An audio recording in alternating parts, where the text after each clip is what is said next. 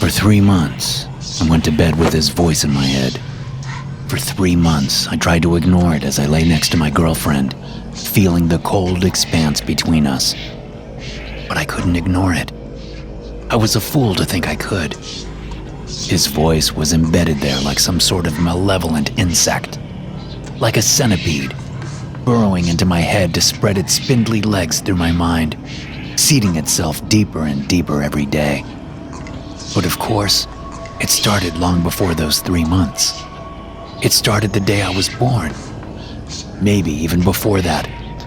Hearing his voice, despite the cottony warmth of my mother's womb. Hearing him speak to me, his voice muffled. I have no memory of these things, if they ever happened. But I'm sure they did. I'm sure he was crawling his way into me before I even saw the cruel light of the world. I'm sure that was his plan all along, from the point of conception. At first, 3 months ago, I answered his calls. I hadn't heard from him in over 5 years.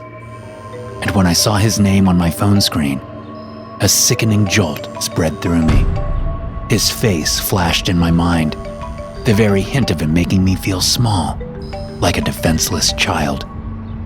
Yet, despite these negative feelings, I picked up the phone.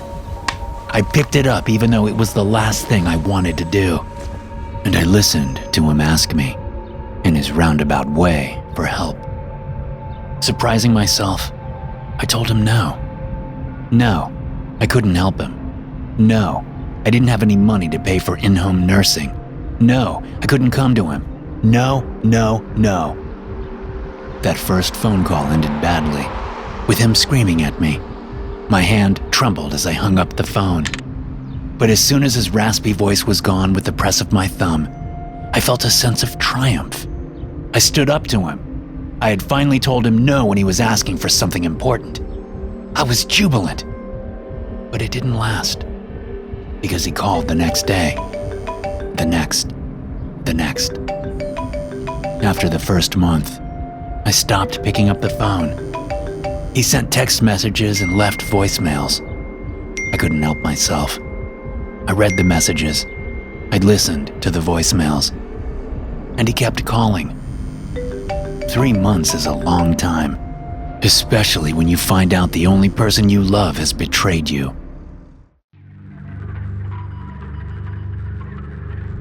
You're leaving? Libby asked, with a sneer in her voice, like she knew I wouldn't have the guts. I answered without words, shoving clothes into my suitcase, while Libby stalked me from the dresser to the bed and back. Where will you go, huh? You really going to live with your father? To watch him die? For the first time, I realized how much Libby was like my father. Not in appearance, but in her demeanor and her quick-fire temper.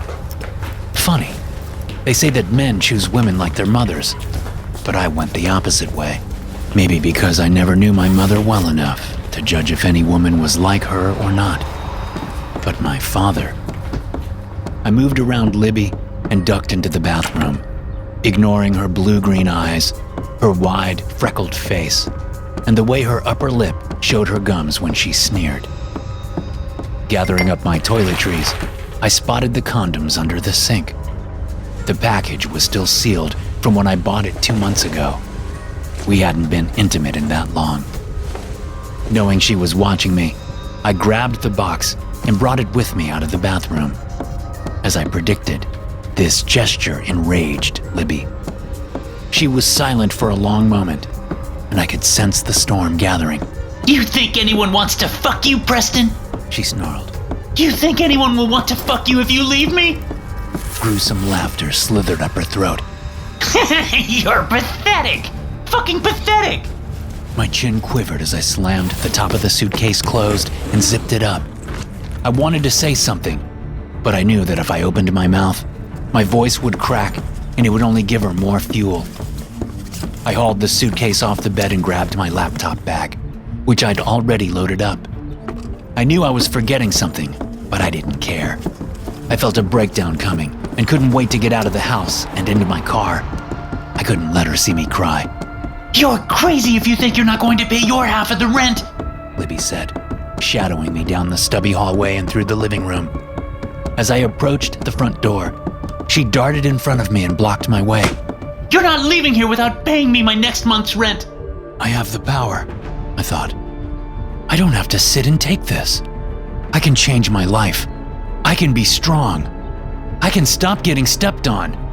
It was a mantra I'd been using for years, despite the fact that it hadn't really changed anything. Still, I hadn't lost hope. Just have him pay it, I said, hating how pathetic I sounded. Surprise flitted across her face. Then it was gone, and one corner of her mouth jerked up as if it was caught on a fishing line. You know? How did you find out? I'm not an idiot, I said. It was the wrong thing to say. Libby tilted her head back and roared with laughter. Could have fooled me! I turned around and headed for the back door, but Libby ran in front of me. Pay me my money! She screamed in my face. I turned around once again and rushed to the front door, but my suitcase slowed me down. Libby got to me just as my fingers wrapped around the doorknob. She gripped my wrist in both hands, but it didn't keep me from turning the knob and getting the door open a few inches. She changed tactics. She turned and slapped me across the face. It was the first time she'd ever hit me. The abuse had been verbal up till that point, but I could see in her face as we stared at each other in that moment that she'd been wanting to hit me for a long time. She seemed to revel in it, her eyes brightening with a cruel glimmer. She balled her hand into a fist and punched me in the mouth. I let go of the doorknob and stepped back, bringing my hand up toward my lips. But before I could even get it there, she punched me again, hitting me in the nose. Then she unleashed on me, swinging both hands in a frenzy, striking me several more times in the head before I dropped my suitcase and covered my head with my arms. She reached up and gripped my neck with one hand while reaching into my back pocket for my wallet with her other. I had never laid a hand on her or any woman, but I wanted to hit her then. I wanted to hit her so bad I could feel it in the pit of my stomach, like a hot coal lighting my whole body up with rage. But that was one thing I would never allow myself to do. Not ever, no matter how much I wanted to. I spun, yanking my neck out of her grip. She let me go easily enough, having what she wanted in the other hand. She pulled out what cash I had, which was less than $100. But she didn't really want the money.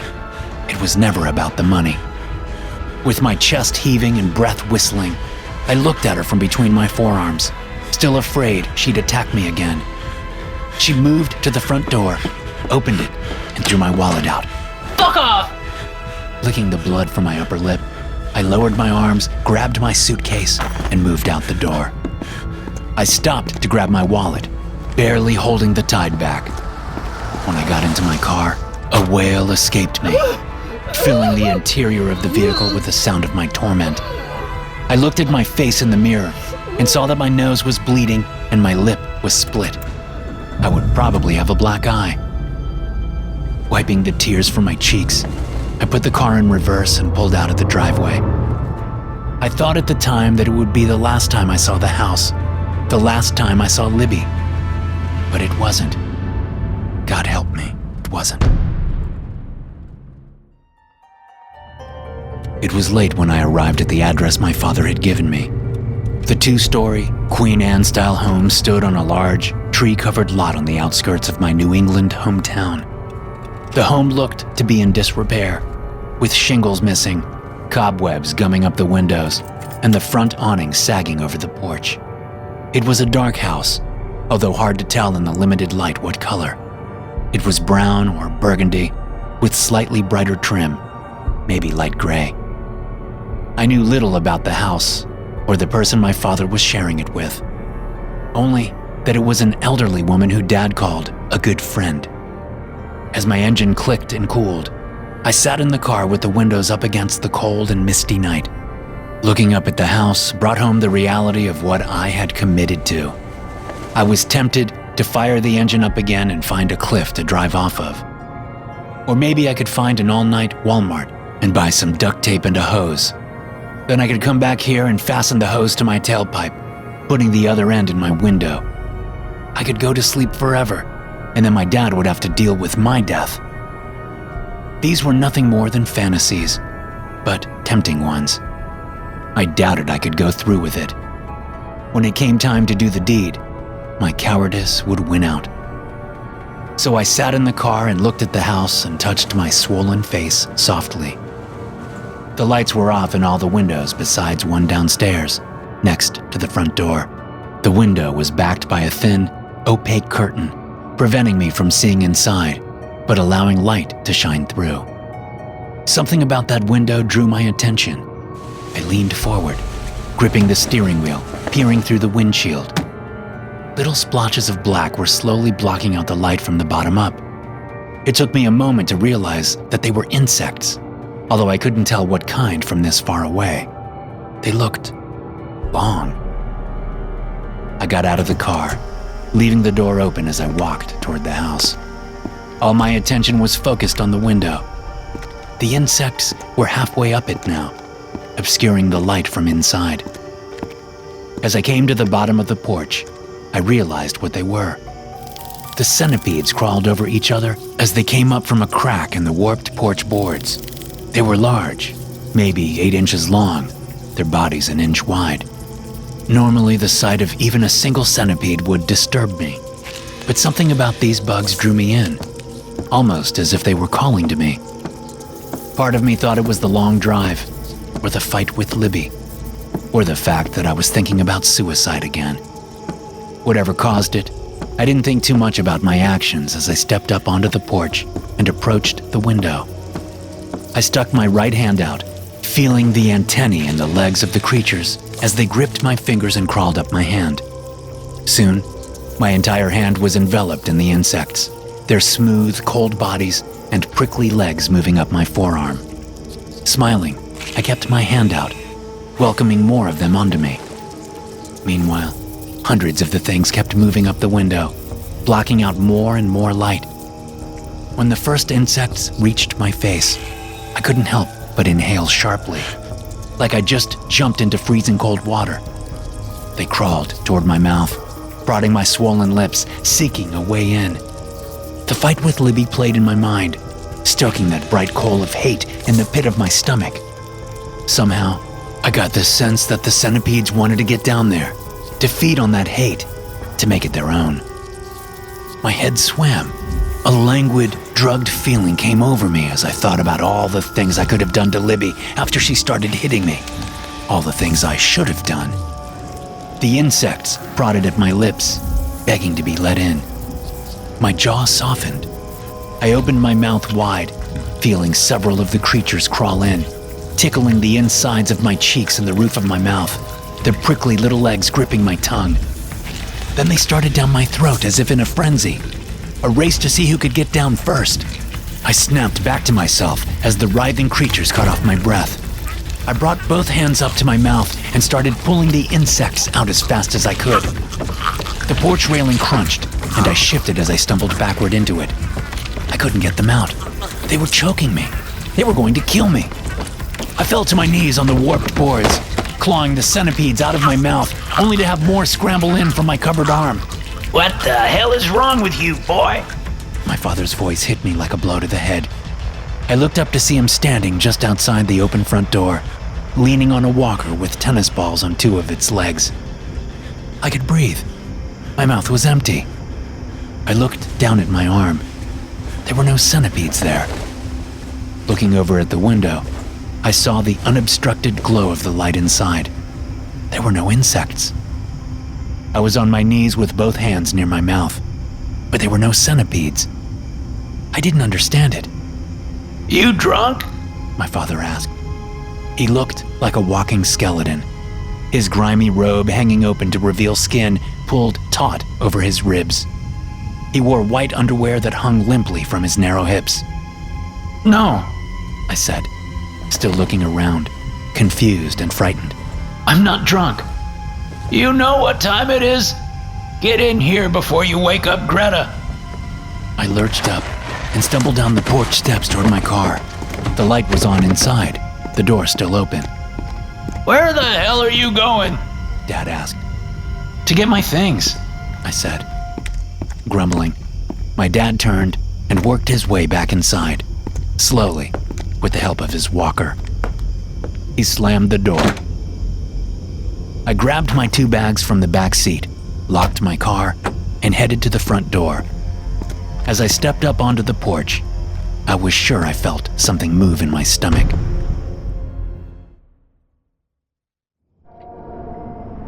My skin started to crawl as soon as I stepped into the house. I felt immediately uncomfortable, like I was being watched from every dark corner. But as I stood in the reception hall, that strange drugged feeling started to come over me, a comforting buzz coming from my stomach. The reception hall was a cramped area with stairs on the left and a coat rack on the right. Just beyond the coat rack was a closed door. Just beyond the stairwell was another door, but this one was open. There was a dining table inside the room, cluttered with prescription and supplement bottles, along with half-empty glasses of water and stacks of mail. An ancient chandelier hung over the table, dim light spilling from about half of the bulbs. The other half of them burnt out. My father came into view in the dining room. Put your bags down, he said. Then he pointed to the door to my right, next to the coat rack. That's Greta's room. She's asleep. Don't wake her up. I looked at the door. The window I'd seen covered in centipedes belonged to that room, and I could see a light under the door. I put my bags down next to the staircase and followed my father through the dining room. He led me to a library-turned bedroom. The cloying stench of feces and urine struck me, but the even stronger smell of my father's body odor assaulted my olfactory senses, nearly making me gag. The once white bed sheets were stained with sweat and urine. A lamp on the table next to the bed gave off a weak glow, combining with the blue light from the TV sitting on a dresser across from the bed. Low noise came from the television, some sort of old Western show. Gunsmoke. My father moved to the bed and sat down, breathing like he'd just run a marathon. Then he reached down and pulled a bedpan from under the bed and held it out to me. I stared at the item, not moving. The fuck you waiting for? He said. Come on, empty it. There's a bathroom past the kitchen. What the hell am I doing here? I thought as I grabbed the foul-smelling bedpan and took it through the kitchen to the bathroom in the back corner of the house. I emptied the pan into the toilet and flushed it, noticing the grime invading all corners of the room. Everything was caked with a layer of filth. The place probably hadn't been cleaned in years. The kitchen wasn't much better. It smelled stale and wet all at once. Moldy fruit and veggies sat in baskets hung from hooks in the ceiling. Dirty dishes sat piled in the sink. There was no dishwasher that I could see. I guessed I was the dishwasher now. When I brought the bedpan back into my father's room, he lay sprawled on the bed, staring at the TV. I stood next to him, looking around the filthy room, feeling like I'd just escaped one circle of hell, only to find myself in another. Where do you want this? I asked. His roomy brown eyes slid away from the TV into the bedpan. Didn't you clean it out? He asked. The fuck is wrong with you? Clean it out! I dumped it. What else do you want? Rinse the thing out. I don't want all that residue stinking up my room. Rinse it out where? In the kitchen sink? In the bathtub. Jesus H. Christ. Don't you have any common sense? Something squirmed in my stomach. Or was that just my imagination? I thought of the centipedes. Was I losing my mind? I have the power, I thought. I don't have to sit and take this. I can change my life. I can be strong. I can stop getting stepped on. Don't you bathe in that tub? I asked, realizing why the tub was so disgusting. There's cleaning supplies under the sink, genius. Clean the tub after you bring the bedpan back. Dad, I'm exhausted.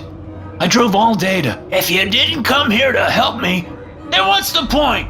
He shouted, skinny arms propping him up in bed. I'm dying here and you can't do a few simple tasks for me? You ungrateful little shit. You know how much I gave up for you after your mother died? You know how hard it was to raise you on my own? But I did, goddammit. I didn't ditch you. I raised you and kept you fed and cleaned up after your ass for years. Why can't you do the same for me? I could feel the ghost of Libby's fingers around my neck. My stomach roiled, and my chin quivered. Oh, okay, I said, turning and heading back to the bathroom with the bedpan in hand. Behind me, my father cursed and murmured under his breath. I rinsed the bedpan out in the tub, disinfected it with 409 from under the sink, and then brought it back to his room. He was asleep, so I put it under his bed where he had it before. Back in the bathroom, I got to work cleaning the tub. I couldn't find any gloves, so I had to do it with my bare hands and a threadbare sponge from under the kitchen sink. The house was quiet, aside from the murmur of Gunsmoke reruns on my father's TV. Then, when I was about halfway through cleaning the tub, I heard rushing footsteps from upstairs. They were heavy, like there was an adult running around up there. I looked at the ceiling as the footsteps went on, back and forth, for a good 30 seconds. As far as I knew, my father and Greta were the only ones living here. He hadn't told me about anyone else.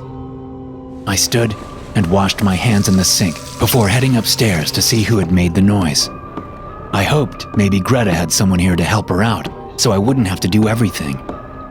I still had to work as a medical benefits consultant, which was a remote job.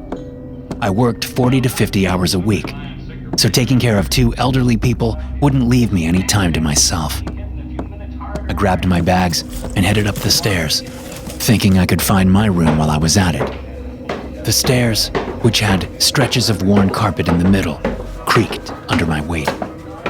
At the top of the steps, I found myself in an L-shaped hallway. There was a door on the right, which I tried to open. It was locked. The footsteps had stopped as soon as I headed upstairs, so I walked to the turn in the hallway and peered down toward the back of the house. The dark hallway was empty. I searched for a light switch but didn't find one. There was a lamp on a small table at the corner of the hall, which I clicked on. There were 2 more doors down this longer stretch of hallway, one on the right and one on the left. Thinking I should probably knock if someone was up here, I did just that, knocking softly on the right-hand door. When there was no answer, I turned the knob and opened the door into a room cluttered with dusty boxes and other random household items that weren't currently in use. There was no bed. I repeated the process at the next door, opening it when there was no answer. It was the master bedroom, with a large 4-post bed and an attached bathroom. I assumed it wasn't in use because the stairs were too treacherous for my dad and Greta. The light switch turned on 2 lamps in opposite corners of the room. One of them was a floor lamp set next to a reading chair. The other was a tabletop lamp on an ornate wooden dresser. The bed was perfectly made, and the room smelled better than most of the house, although it certainly had the musk of an elderly woman who used too much perfume. I put my bags on the bed and inspected the bathroom, finding it dusty but clean for the most part. Glancing at my reflection in the mirror made my stomach twitch, like something was moving inside it. I pulled up my shirt and stared, half expecting to see my skin bulge slightly as something moved inside. But I didn't. Of course I didn't. Because the thing with the centipedes was nothing more than a stress-induced hallucination. I dropped my shirt and stared at my reflection in the mirror, realizing that my father hadn't asked me about the injuries. My left eye was swollen, making it look like I was squinting. The newly formed scab on my split lip was hard to miss. Faint discoloration was already starting to appear on my cheeks and temples. For a long moment, I fantasized about hitting Libby. I thought about how it would feel to punch her with all my strength, maybe break her jaw or smashing her nose. Then the fantasy tilted even further, and I found myself thinking about bashing her head into the floor or grabbing a knife from the kitchen and... I jumped back from the mirror and nearly fell backward in the tub, frightened by an unfamiliar face in place of my own, and by the ferocity of those murderous thoughts. My heart slammed around inside my chest. I righted myself and looked back into the mirror, seeing only my bruised, pathetic face. What is happening to me? I thought. Then the repetitive thudding of footsteps came from out in the hall. I hurried out of the bathroom, but it sounded like the person was already past the turn in the L-shaped hallway by the time I reached the bedroom door. I rushed toward the sound, turning the corner just as the noise stopped. Nothing but an empty hallway greeted me. I moved to the stairs and looked down. They were empty. I'm losing it, I whispered. The bathtub downstairs still wasn't fully cleaned, so I trudged back down to finish the job. Everything seemed as before downstairs. The only thing I could think was that someone else was in the house and they were staying in that locked room upstairs. Maybe they were trying to scare me. By the time I finished cleaning the tub, I was exhausted. I felt like I needed a shower, but I was too tired. I went back up to the master bedroom, locked the door, stripped off my clothes, and got into the bed. The sheets were scratchy and the pillow was lumpy, but I didn't care. I just wanted to sleep. Tomorrow was a work day, and I had my alarm set for 7 a.m. Breathing in the stale old woman smell, I drifted off to sleep, trying to ignore the seemingly random spasms coming from my stomach. Get out! Libby screamed. Get out! But it wasn't Libby's voice. It was certainly her face. She swung at me, hitting me in the face as she screamed for me to get out. Get out! I opened my eyes, body jolting up as I realized I'd been dreaming. The silhouette of a woman stood out against the open bedroom door. She was hunched with her stringy hair hanging down. She was reaching out for me. Get out! I couldn't see her face, thanks to the backlighting, but I could tell that she was wearing a nightgown. Scrambling away from her, thinking she meant to hit me, I pulled myself out from under the sheet and blanket, standing on shaky legs across the bed from the woman. Who told you could be in here? She asked. Get out! I'm Preston, I managed. My father, Forrest, asked me to come. I don't care who asked you to come. You can't be in here, she said. Now get out! She grabbed my laptop bag from where I'd set it near the dresser and, with some effort, threw it out into the hall. It crashed against the wall and fell to the floor. No! I screamed. You crazy bitch! I ran out and got to my knees, unzipping the bag, pulling the laptop out. My heart sank and my stomach twitched as I saw that the screen was badly cracked. Powering it on confirmed what I already suspected. The display was nothing but a jumble of colors and lines. I couldn't see a thing. It was ruined. My teeth clenched and my cheeks were shaking with rage. I stood up and stalked into the room to where the woman was dragging my other bag toward the door. Driven by a gleeful voice inside my head, I raised my hand to punch her in the back of the skull. It would probably kill her, I knew. That was good. She deserved to die. She cheated on me and treated me like shit. She deserved to die. Libby's sneering face was suddenly in front of me. The old woman was gone. It seemed so natural to me at the moment. Of course Libby was here, making my life a living hell. Of course she was. And she wouldn't stop until she was dead. Well, I could make her dead. I could easily make her dead. It wouldn't take much, not at all. As I cocked my arm back, readying to hit her as hard as I could, my mom's face flashed in my mind. It was a fuzzy memory from back when I was 2 or 3. The context wasn't clear to me as the memory surfaced from somewhere deep inside. She was smiling and saying something to me. Something about kindness. Something about how it was the most important thing in the world to be kind. Maybe she was reading from a book, a children's book at bedtime. As fast as it had come, my mother's face was gone, but so was Libby's. The old woman was there again, and my whole body was stiff with rage. I was about to hit this woman. I was about to kill her. Over what? A broken laptop?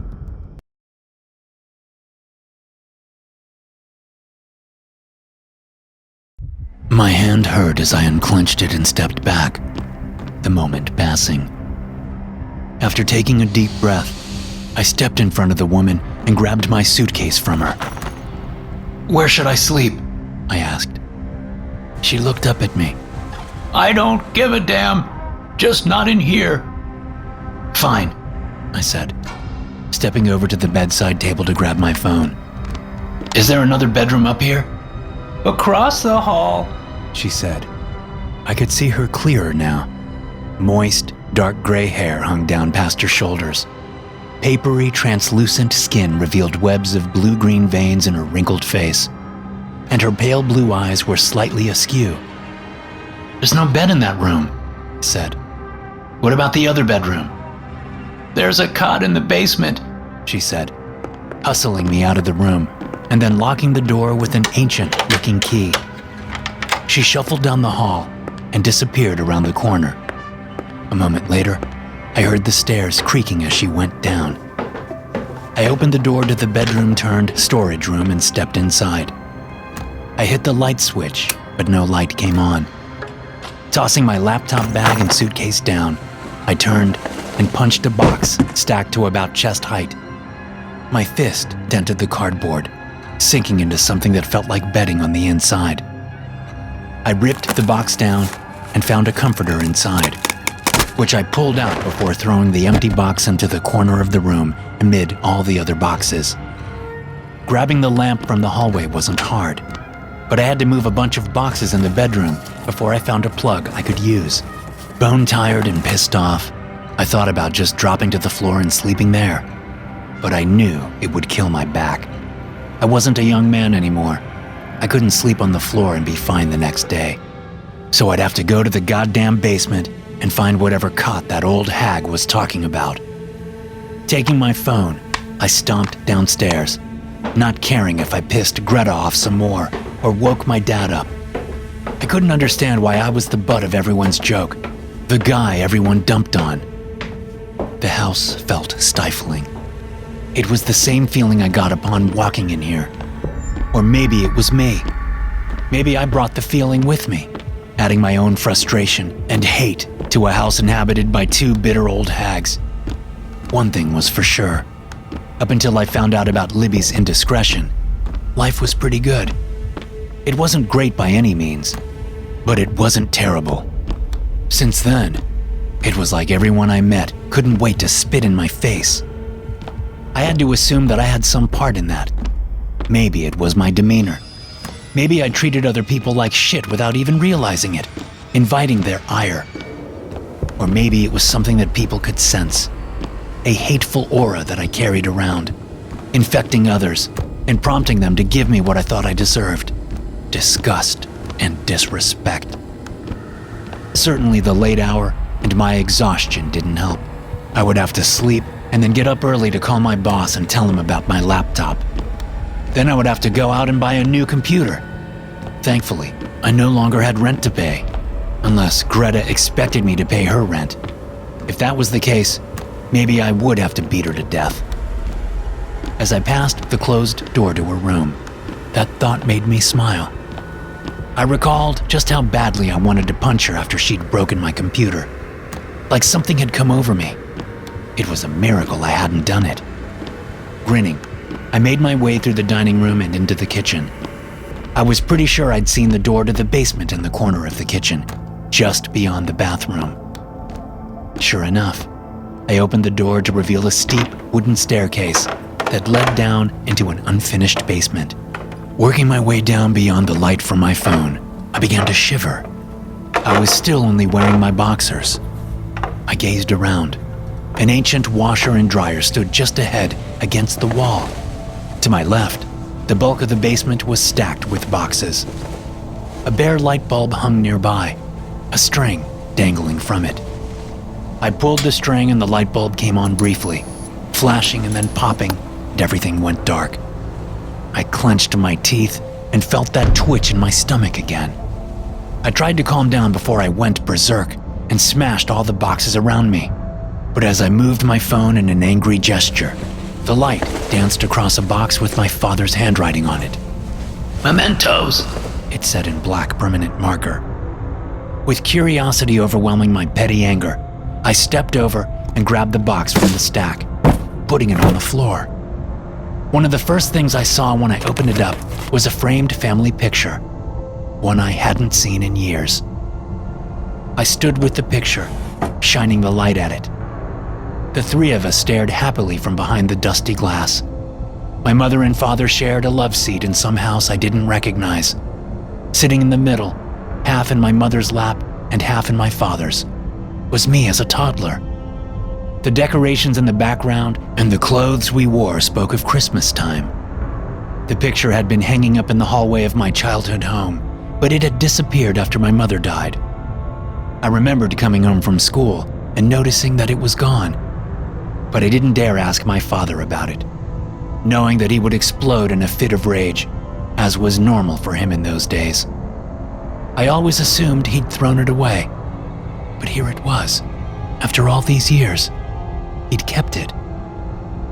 The anger that had been swimming through my veins seemed to drain out.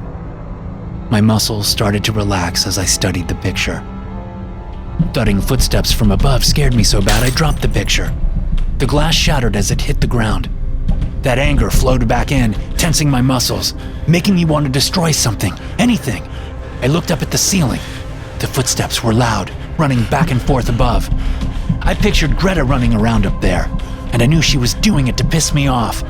There was no logic in this thought, nothing but pure animal instinct. But that wasn't exactly right. Animals aren't capable of hate, but humans are. As I turned to run upstairs, I stepped on a sliver of glass, cursing as it sank deep into my foot. But I didn't stop running. I wanted to catch Greta in the act, and this time, I wouldn't hesitate to hit her. I took the stairs 2 at a time and burst into the kitchen, peering around, chest heaving. I grabbed a small, oatmeal-caked pot from next to the sink and rushed through the dining room, coming to Greta's closed door. The same gleeful voice I'd heard when I was about to punch Greta in the back of the head surfaced, whispering in my ear. It wasn't my voice, but it didn't matter. I was too blinded by rage to give it any thought. "Knock," the voice said. "Don't bang. Knock. She won't answer if you bang on the door. Knock politely. That'll do it." Nodding with a grin on my face, I stuffed my phone in my pocket and then knocked gently on the door. I could barely keep still. I was so excited to bash the woman's face in, but she didn't answer. Raising my fist to bang on the door, the voice stopped me again. "No. Knock. Just knock and call out to her." So I knocked again.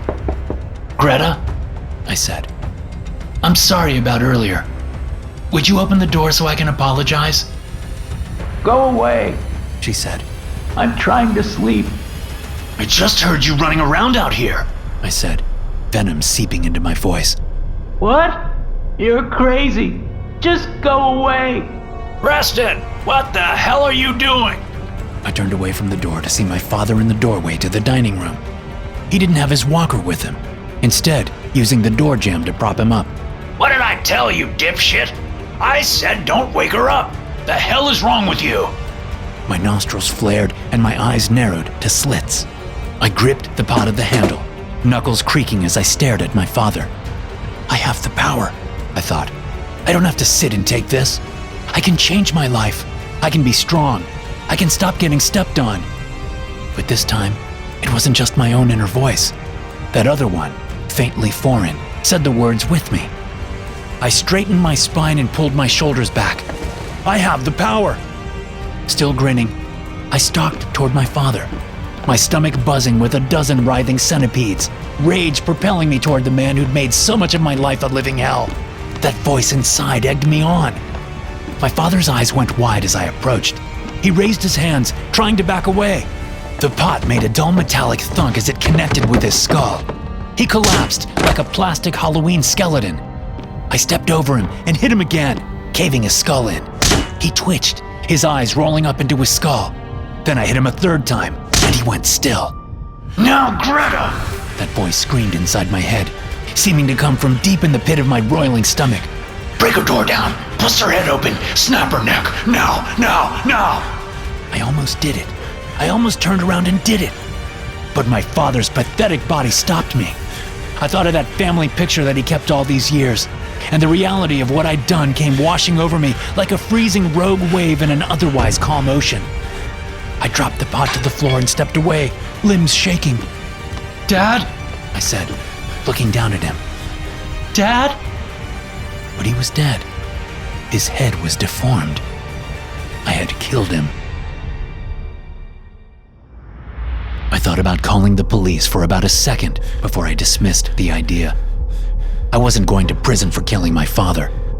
If there was any real justice in the world, he would have died instead of my mother all those years ago. That's not to say I didn't feel some semblance of regret for what I'd done, but that regret wasn't nearly enough to make me feel like I deserved a prison sentence. Not even close.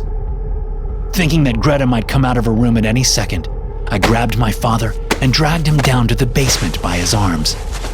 When we reached the bottom of the stairs, I pulled out my phone and pointed it around, looking for the best place to hide him while I figured out what to do next. A gasp sounded from above, pulling my attention away from the basement and up the stairs. Greta stood there, staring down at my father's body. Her eyes jumped to my face, and we stared at each other for a long moment. Her face no longer held the thinly veiled malice from earlier.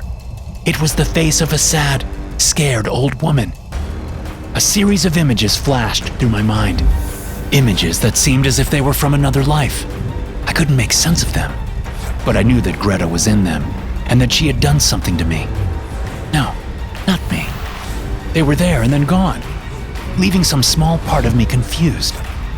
The rest of me was buzzing with dark anticipation, a grin splitting my face like a blow from a hatchet. A twisted glee spread out from my roiling belly as she turned to hurry away. I launched myself up the stairs, taking them 3 at a time. Greta slammed the door, slowing my progress briefly. When I burst into the kitchen, she was in the dining room, moving as fast as her arthritic joints could take her. She was going to her room for her phone to call 911. I couldn't let her get there. I had left the small pot on the floor in the dining room. It had worked well enough the first time, so I figured to use it again. But then Greta surprised me. Perhaps knowing she wouldn't get to the room in time, she bent over and picked the pot up, then turned to face me. Stopping in the dining room, just out of arm's reach, I faced off against the old woman, faintly aware that my cheeks hurt from grinning. I reached out to the cluttered table and grabbed an orange pill bottle, barely aware that I was doing it. As I advanced toward her, she swung the pot at my head. I hit her arm mid-swing, knocking the pot from her hand. She cried out and tried to run, but I shut her down. She fell onto her back, mouth open in fearful surprise. As I dropped my knees on either side of her hips, I jammed the pill bottle into her mouth. The voice that escaped my body didn't sound at all like my own. It sounded like an old man's voice. Take your pills, Greta! I punched the pill bottle, slamming it down her throat. The fact that she didn't have her dentures in only made it easier and kept my knuckles from scraping on her teeth. Eyes bulging, she reached toward her mouth with both hands.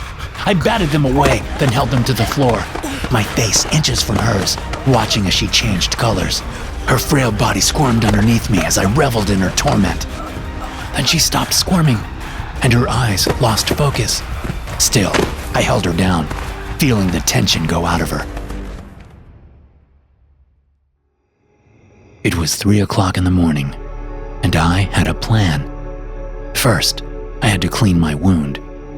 I was tracking blood all around the house from my foot. I didn't think it would be possible to get rid of all my DNA, so the next best thing was burning the place to the ground. If I was lucky, neither my father nor Greta had told anyone about my arrival. Either way, I knew my life couldn't go on like normal. I had to get out of the country, but I needed money to do that. So after I cleaned my wound and got dressed, I started scouring for valuables or hidden cash, starting in the basement. I went through boxes, looking for anything I could sell to make a quick buck. Most of the stuff in the boxes belonged to my father, who was broke and had no valuable possessions that I could recall. I saw no more family pictures either, just the ones still on the floor amid the broken glass. Done with the basement and not $1 richer for my effort, I moved upstairs, stepping over Greta's body as I made my way through the dining room. When I reached the upstairs bedroom, I started going through all the boxes there. I found a coin collection that was probably worth something. I also found a man's wedding ring in a small jewelry case. In the same box, I found a picture of a younger Greta standing with a man about her same age. They were dressed fancy, and they stood below a banner that said, "Happy 50th anniversary." Both of them were smiling. The man was bald on top, with a horseshoe of silver hair around his skull. His thick square glasses distorted his eyes. There was something familiar about him. On a whim, I went back downstairs and found a piece of mail on the dining room table. It was addressed to Greta Hess. I pulled my phone out and did a search, entering the name of the town, plus Hess and death. I found the website of a local newspaper, which featured a small story about the death of one Ulrich Hess. 6 months ago, Ulrich Hess killed himself in his study by a self-inflicted gunshot wound. According to the story, his wife, Greta Hess, heard the shot while she was downstairs making dinner. When she came upstairs, she found her husband of nearly 60 years dead.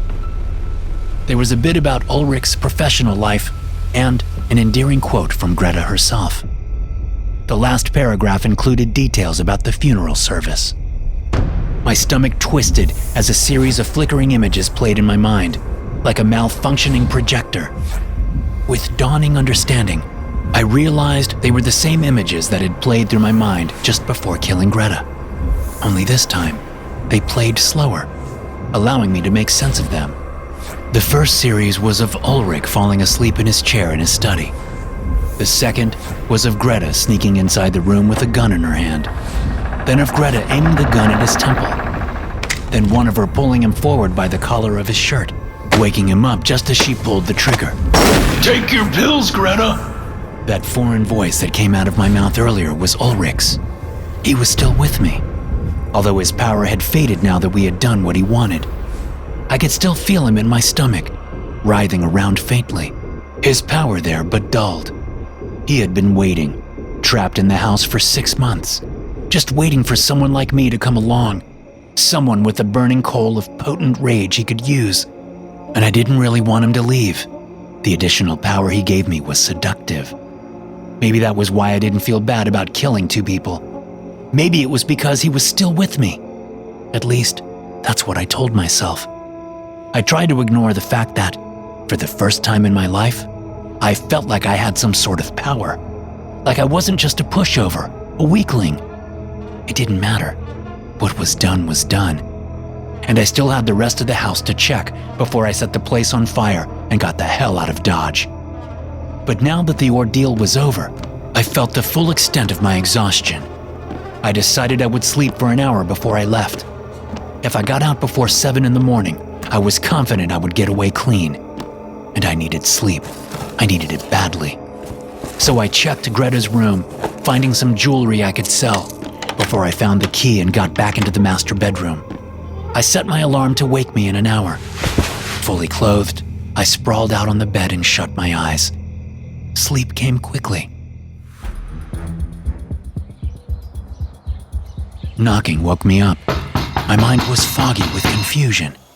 Bright sunlight streamed through the bedroom windows.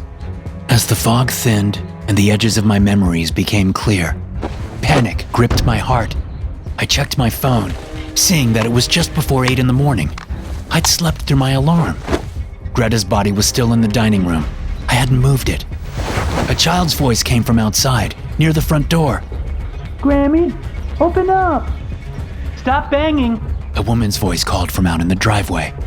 I rushed out of the bedroom and into the front upstairs room, Ulrich's study, which I had unlocked last night.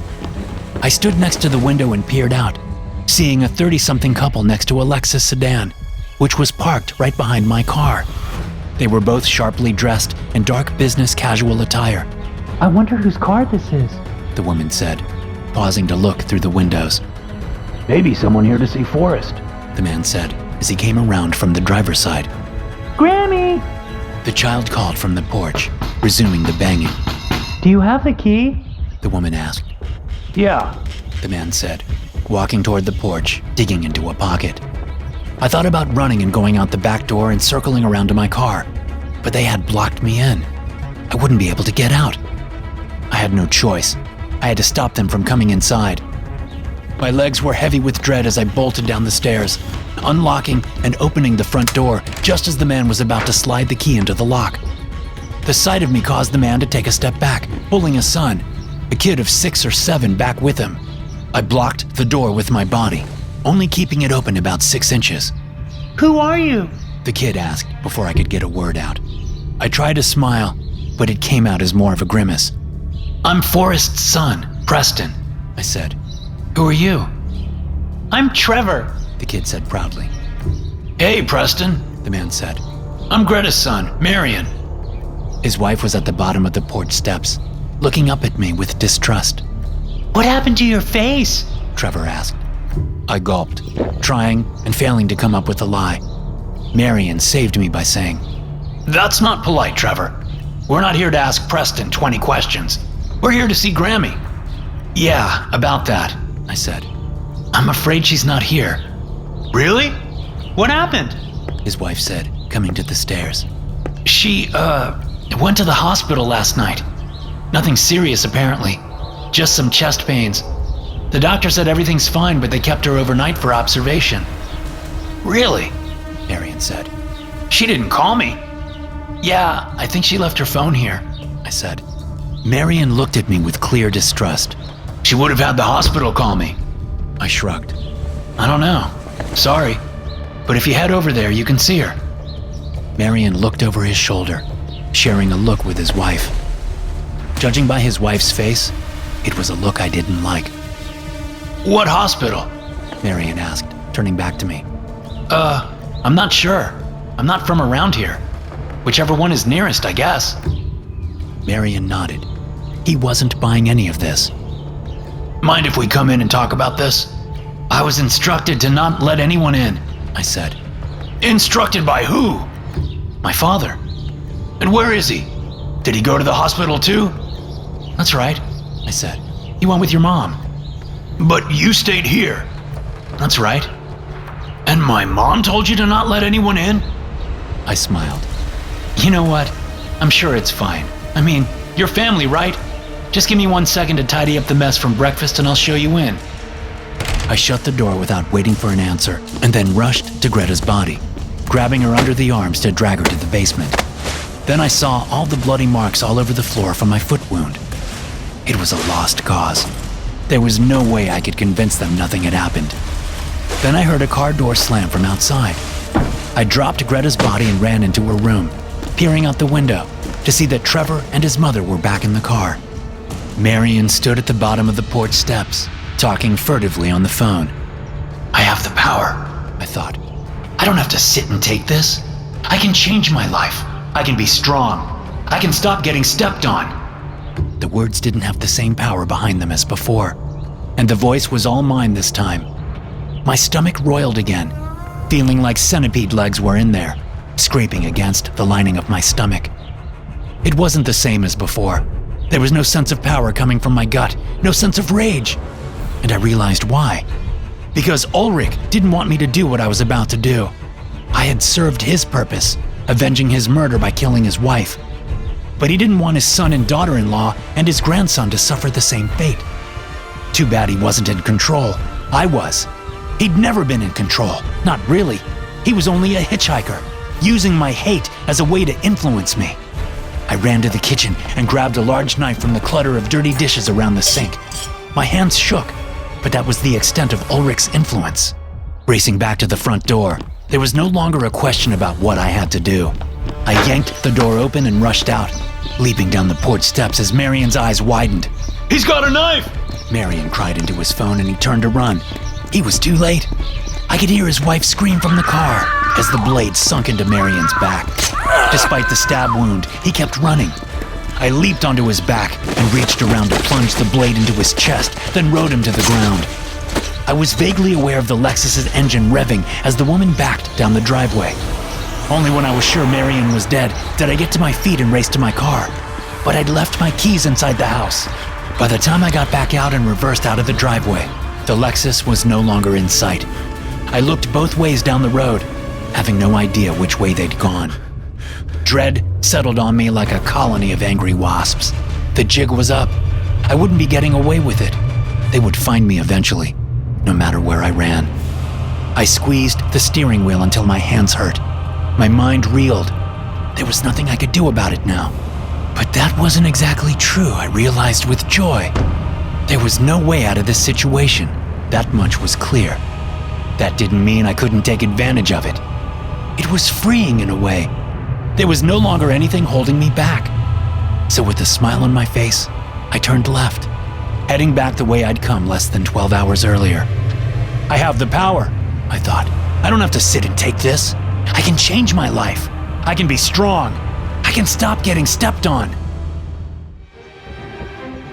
I heard the key slide into the front door lock as I sat in the dark living room. I had parked my car down the street so it wouldn't be seen. In my hand, I held a heavy glass award Libby had received from her boss for Employee of the Year in 2022. It was fitting, given how she was now sleeping with her boss. I heard her open and then close the front door.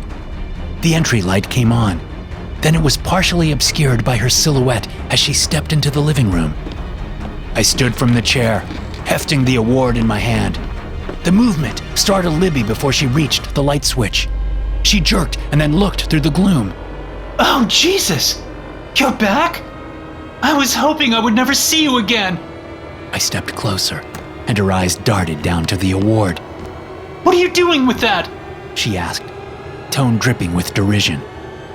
I'll show you, I said, raising it. I could still see the doubt in her eyes, right up until the moment I slammed the award into her head. Thanks for listening. If you enjoy these stories, be sure to subscribe to the podcast and check out some more of my episodes here.